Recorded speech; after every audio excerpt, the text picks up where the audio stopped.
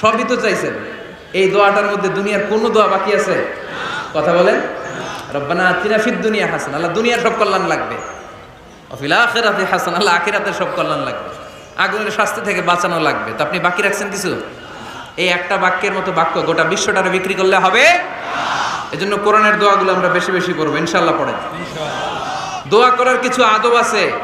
ওযু অবস্থায় দোয়া করবেন, কিবলামুখী হয়ে পারলে দোয়া করবেন, দোয়ার আগে ইস্তেগফার পড়বেন, তাইলে দোয়া কবুল হওয়ার পসিবিলিটি হাই, সম্ভাবনা কম না বেশি? সুযোগ হলে দোয়ার সময় হাত তুলে দোয়া করবেন।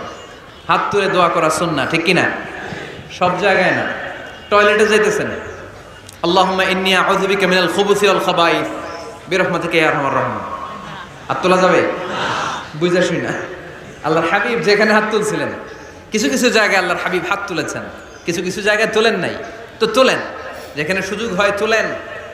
আল্লাহর হাবিব সাল্লাল্লাহু আলাইহি সাল্লাম যখন হাত তুলতেন, হাতের তালুগুলো আকাশের দিকে করে রাখতেন এইভাবে। এজন্য আল্লাহর হাবিব বলতেন, ইযা সাআলতুমুল্লাহ ফাসআলুহু বিবুতুনি আকুফিকুম। যখন আল্লাহর কাছে চাইবে, হাতের তালু দুইটা এরকম উঁচু করে আল্লাহর কাছে চাও। সুবহানাল্লাহ পড়েন।